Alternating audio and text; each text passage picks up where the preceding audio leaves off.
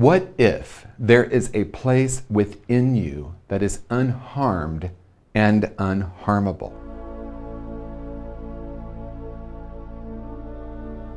We come into this world as whole and perfect spiritual beings. We're born on planet Earth into a world that often teaches us that there's something wrong with us and something wrong with the world. Well-meaning people often try to teach us about right and wrong and good and bad. Many of us are taught that we must compete in order to achieve our goals and our desires. We get taught things about what it means to be our race, our gender, perhaps where we grew up or our socioeconomic status. We are taught means a particular thing. Many of us, because of that, believe in some way that we are damaged. But what I want to share with you in this moment is there is a place within you that is unharmable. And what does it create for you to hear that, to practice that, to become curious about that possibility that maybe you've had traumatic events that have caused you to believe there's something fundamentally wrong with you or the world isn't safe? What if you were to practice unlearning those and reconnecting with that essential truth, that place within you, that infinite beingness that you are? Maybe you remember a time in your life that you felt open, connected, filled with love. Maybe you even remember some events that happened in your life that caused you to separate from that essential truth. And now, is it time for you to reconnect with that, or what I call the great remembering? Have the great remembering of that fundamental truth. Notice what happens. Try that on. Perhaps you want to repeat to yourself, I am unharmed. I am unharmable. I believe that life is an experiment, so what I want to invite you to do is simply recognize the possibility that that may be your internal state, your true nature. And again, what I know to be true about you and every being on this planet is that you are whole and perfect. You are unharmed and unharmable. Forgiveness is a topic that we hear a lot about. Many of us recognize that if we don't forgive, we cannot have peace or happiness. And that is true. I also want to offer this. Many times the idea or the concept of forgiveness is deeply entrenched in the paradigm of good and bad and right and wrong. In other words, many of us believe this person harmed me and I need to find a way or find a place in my heart to rise above that and forgive them. Or maybe you believe that you have done something that's unforgivable and you can't make peace with that. What if, rather than thinking we need to forgive, we recognize that forgiveness is actually a shift in consciousness, that we could reframe the way we see the incident? Not in a way of not being accountable or not recognizing the pain of the event, not from a place of making someone right about what happened, but from a place of recognizing that we finally want peace in our life. For myself, I've actually changed the word forgiveness to making peace with the past. Is it possible for you to make peace with everything that's happened in your life? What would that create? You see, when we move out of the paradigm of good and bad and right and wrong, we open up to infinite possibilities. Have you ever looked back on your life at a really painful situation and a few years later recognized that as painful as it was a great gift to you? It changed the trajectory of your life. Perhaps it taught you something about yourself and the world that you were unaware of prior to that. So what if we could recognize that the only past that actually exists is the past in our minds? And what if we could take our power back and no longer blame a person or a situation for our experience of now? So many of us are swimming in the idea of good, bad, right, wrong that this may sound really foreign to you. That's okay. I simply want to invite you to look at the possibility that it's not so much what happened, but what you decided about what happened that creates what you call reality. Can you open up to a different possibility? Not from a place of pretending it didn't hurt or not being accountable, as I said, but from a place of curiosity of what else is possible. What I know to be true is that you can make peace with your past and have a very different experience of what you call reality.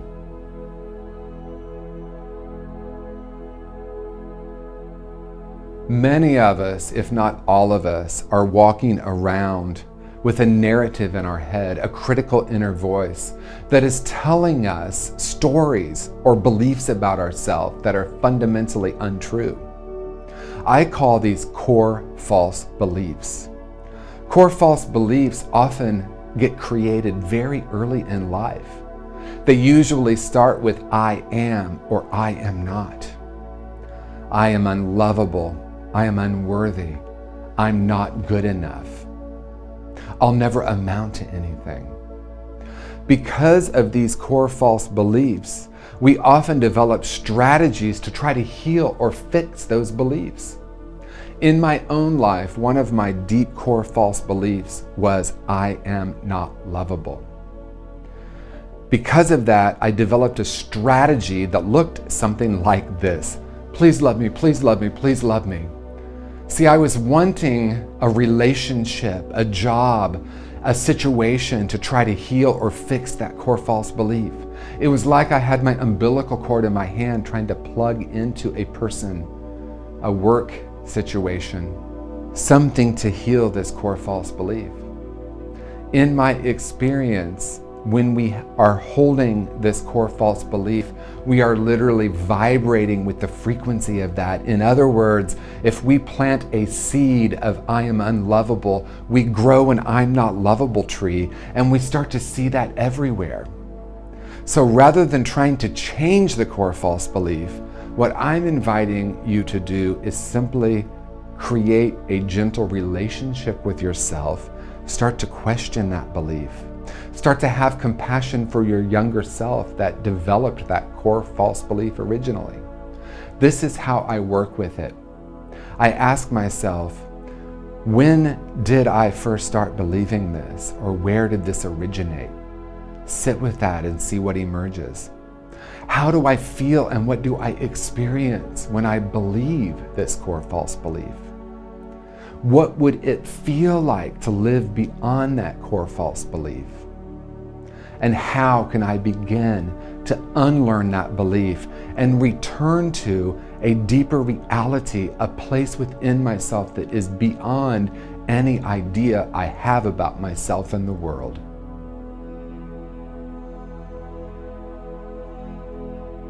How much of life is perspective? To me, 100% of life is perspective. Many of us believe that what we can see, what we can taste, what we can touch, and what we can hear is reality. What I want to offer is the possibility that reality is actually created by the projector that comes from us. In other words, we are projecting onto a blank screen. 5 people experiencing the exact same thing will have 5 different perspectives about what just happened. We often hear there's your version, my version, and the truth is somewhere in the middle. I actually don't buy into that paradigm because what I have experienced to be true is that both perspectives are 100% correct. What if we were to recognize that I'm not right and you're wrong, you're not right and I'm wrong?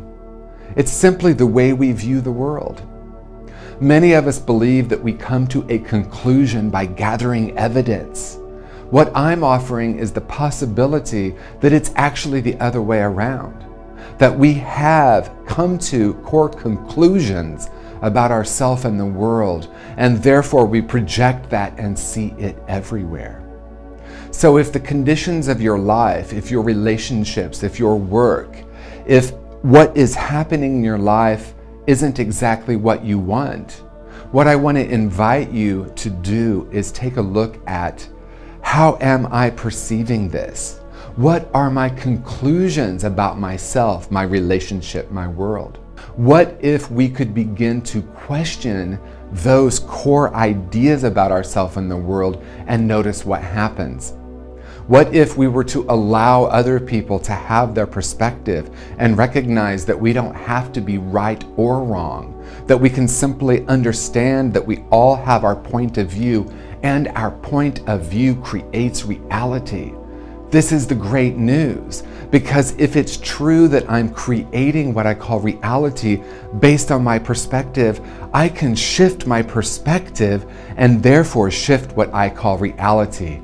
I invite you to lean into that for a moment. Ask yourself, how am I seeing the world?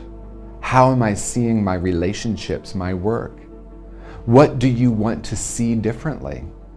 And is it possible for you to clean the lens of the projector and see what happens? Gratitude is a topic that we often hear discussed. Many people recognize that gratitude is a powerful practice and principle that can be life-changing. When I hear people talking about gratitude, I generally hear people talking about what they can be grateful for. Perhaps they make a gratitude list or they have a gratitude journal. And it tends to be making a list of everything you're grateful for. This is a powerful practice, but I want to explore a deeper practice, one that has been incredibly life-changing for me. And that is to recognize what I call the 3 levels of gratitude: grateful for, grateful in, and grateful as. Grateful for is, as I said, what many people practice. I'm grateful for this beautiful sunny day. I'm grateful for my relationship. I'm grateful for my job. The issue with that is, if I say I'm grateful for a sunny day, what happens if I wake up and it's raining? So grateful in is a little bit deeper way of looking at it. Can I be grateful in the midst of anything happening?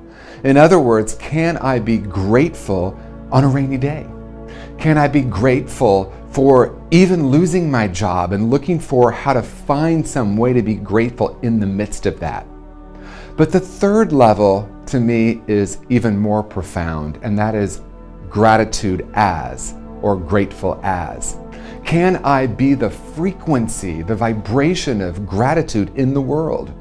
Can I shift from looking for things to be grateful for or situations to be grateful in and recognize that I can literally be the frequency of gratitude and watch how that changes my life? So my invitation to you is to try this on and explore the possibility that you can actually tune into the frequency of gratitude and take that with you everywhere you go. Is happiness a choice? What emerges for you as you hear that question? But before we dive into that question, I actually want to explore what happiness is.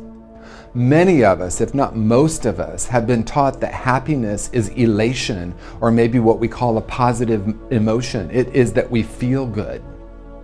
What if happiness was actually more a way of being, a state of consciousness, a desire to live in contentment?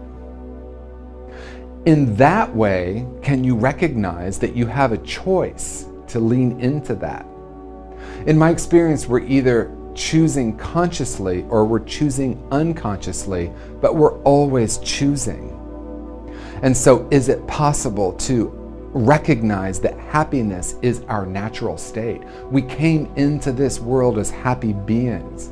And many of us have been programmed to believe that there's something wrong with ourselves and the world. And the only way we can be happy is if we change that situation. We see that running rampant in our culture right now. If this group of people will just recognize who and what I am, I can be happy. If this political figure isn't in office, I can be happy. What if there's a deeper reality here, a choice that you can make to be the frequency of happiness? Even if you're experiencing sadness or a difficult situation, is it possible to tune into your original frequency of joy and happiness and radiate that into the world? In my experience, happiness is a choice, and I'm choosing it moment to moment from the inside out rather than the outside in. In other words, people for hundreds of years have been believing, if I can change the world, I will be happy. The issue with that is it's never worked.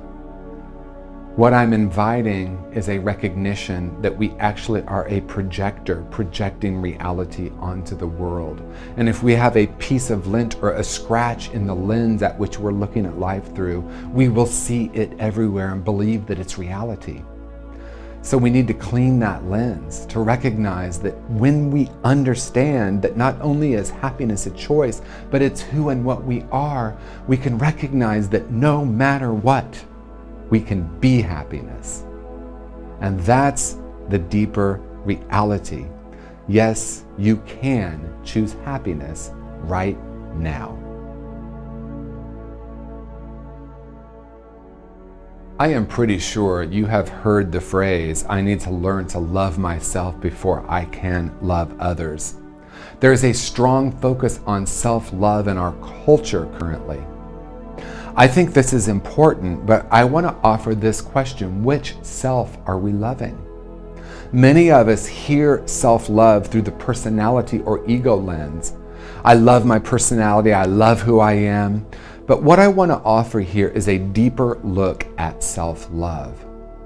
What if, rather than saying I need to love myself, I could recognize that I am love? That I came into this world vibrating with the frequency of love. And through programming at school, at home, at church, on the playground, I was taught all sorts of other ideas about myself. So what if, rather than saying I need to learn to love myself, I could say I need to learn to recognize that love is who and what I am? What might that create? It might sound like semantics, but it's actually a fundamentally different way of being in the world. Another thing I want to offer is many people will say, well, I can't love myself fully because there's parts of me that I want to change. So I want to ask a very simple question. Which is a greater change agent? Criticism or love? Disconnection or love? Judgment or love? Imagine a young child is having what some might call a temper tantrum, but really what's happening is they're having some kind of emotional experience. Which would help in that moment more? Criticism and judgment or love? So can you recognize that love is actually a greater change agent than criticism? So rather than thinking I can't love parts of myself I want to change, I can ask the question, what would love do here? Can I love those parts of myself and see if that is actually moving more toward the person that I am becoming? So rather than saying I'm going to learn to love myself, you can say to yourself, I am going to remember that love is who and what I fundamentally am. Do you know your purpose? When you think of purpose, do you think of an activity or a role? Most of us in our culture are taught that our purpose is an action.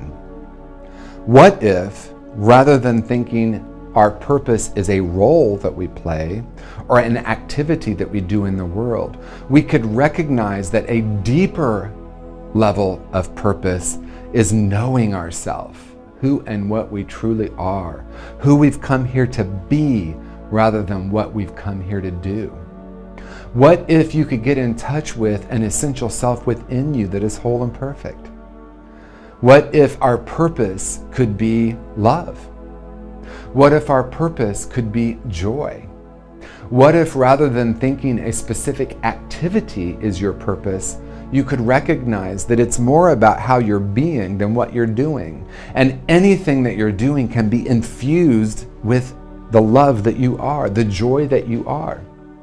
In one workshop not long ago that I was facilitating, I asked people to get in touch with the most profound life-changing moment, the most positive transformational experience of their life.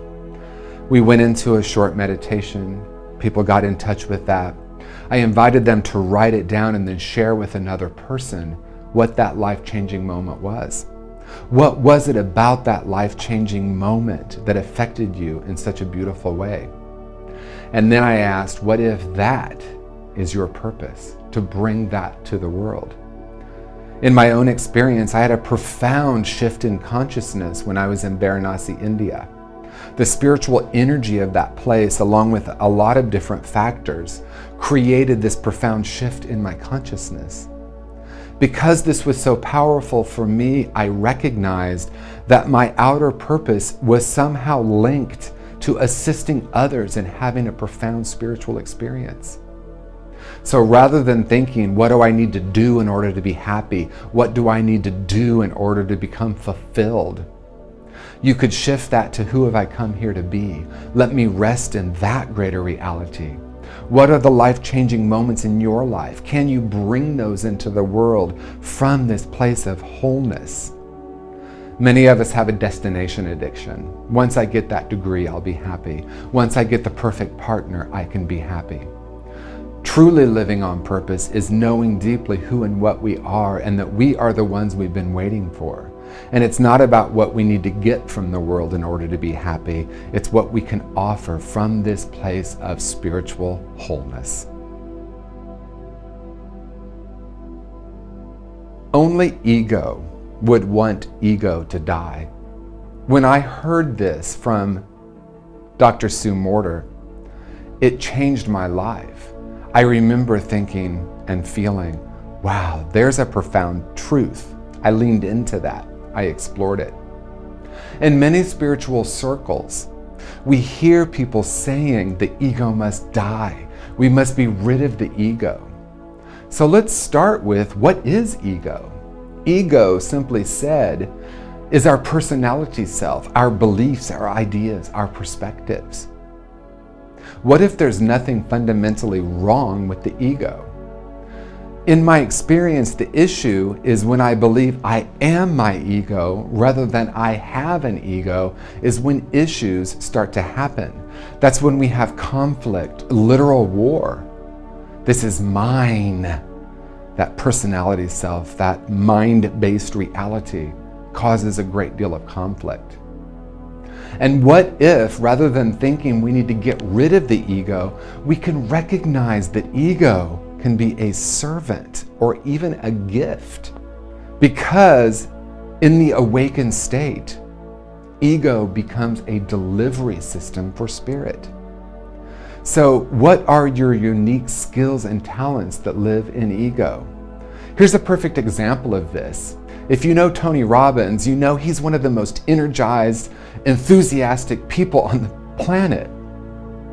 His unique skills allow him to be that energy, to be that force of nature. Now imagine Mother Teresa for a moment. Gentle, loving, open. Her unique skills are that. Imagine for a moment that we tried to get Mother Teresa to go on stage in front of 10,000 people with that music pumping like Tony Robbins does. So you see, there's nothing fundamentally wrong with either one of those egos. They can be a delivery system for a profound experience of spirit. So what are your unique skills and talents? What if you were to recognize that you have an ego, you have opinions, you have a personality, but it's not who and what you are? So who are you? What are you? And how can you use your personality, your skills, and your talents to deliver that into the world? To me, that is the greatest gift, knowing who I am and allowing my personality to bring that into the world, to make a profound difference on planet Earth.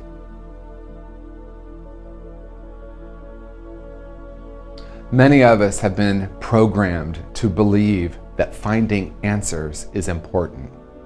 Our entire educational system is built on seeking and finding specific answers to problems or situations. Science is often seeking the answer. Religion is often providing an answer. What if I were to tell you that in addition to that, you could also back off of seeking answers and begin to question everything? This has changed my life dramatically because I recognized at some point that if I continue to see the world in the same way, I will continue to get the same results. Nothing changes if nothing changes. And as we've often heard, life begins at the end of our comfort zone. So why is this important?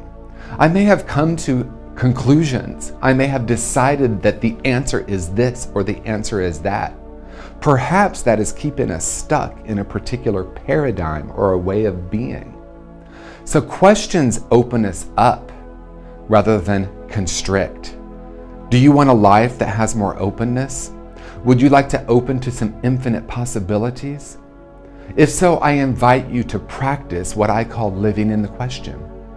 Choose an open-ended question or two and live in that question. You want to choose questions that are empowering, like what else is possible here? For example, if you are going through a breakup or a loss of a job, rather than saying, why does this keep happening to me? What if you were to say, I wonder what is wanting to emerge here? So you might set a timer for 10 minutes, sit down in meditation, live in a question like, what is next for me? Who do I want to connect with today? Or you can choose a question and ask yourself that question throughout the day. In closing, I want to give you a few of my very favorite questions. What else is possible? How does it get even better than this? Who have I come here to be? What if the world is a kind and loving place? So I invite you to notice if your mind is seeking answers. Perhaps you can pause and open up to the possibility that questions will actually help you step into an infinite and abundant life. We are living in a time that has a strong focus on opinions and sharing opinions. We have entire businesses, TV shows, websites dedicated to sharing opinions. And while there is nothing inherently wrong with sharing opinions, what I see happening is many of us are in what I call the opinion trap. What if I were to tell you that you are much more than just your opinion? And if I'm not my opinions, perhaps I don't need to defend them in the way I thought I once did. Scrolling through social media, you can recognize that what is happening right now in our culture is people sharing their opinion, their perspective, and it actually becomes quite brutal. I have a very simple question. Is this highly opinionating culture helping us to feel more connected or more distant? Is our opinionating culture allowing us to hear another person's point of view? I once took a spiritual challenge to go 30 days without an opinion. Think about that for a moment. 30 days without an opinion.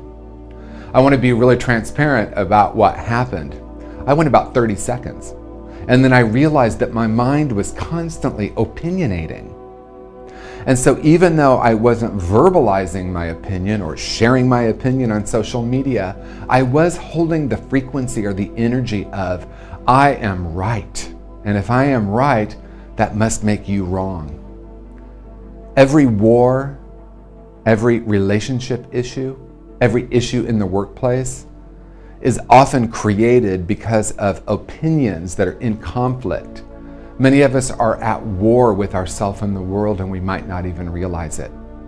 So what do we do with this? Because people say to me, why on earth would you say we don't need opinions? What I want to offer is this.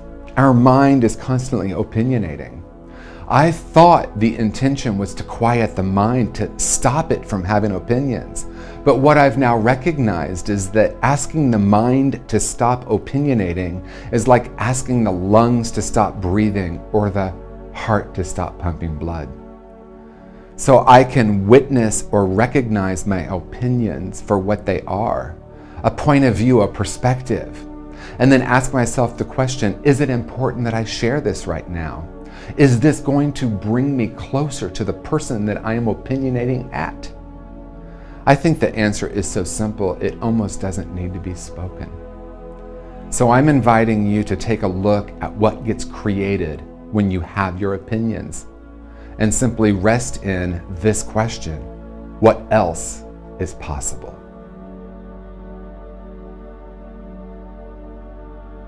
You might have heard about the law of attraction.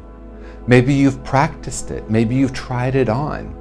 Perhaps you've gotten some really remarkable results from it. In my experience, when I discovered the law of attraction, I recognized that I could create many things in my life that I didn't understand were in my power to create. But what I also realized was this. I did the vision board. I put everything that I wanted to create. I held those thoughts. I knew I could manifest them. And quite frankly, I did manifest almost everything on the board. But what I came to recognize is that all of that manifested, but it didn't change the way I felt. So if you've practiced the law of attraction and you've gotten either mixed results or you've decided it doesn't work, or perhaps you did get what you wanted and you asked the question like I did, is this all there is? I want to invite a new possibility into this conversation. What if, rather than the law of attraction, we could practice what I call the law of radiance? So rather than thinking I need to change my thinking or the energy I'm holding so I will attract what I want, what if I could recognize that it's already within me? Love is who you are. Peace is who you are. You are a whole and perfect person. What might happen if we were to know that and begin to radiate that into the world? Do you hear how different that might be? When I shifted from the law of attraction to the law of radiance, everything in my life shifted. Because I recognized the greatest paradox.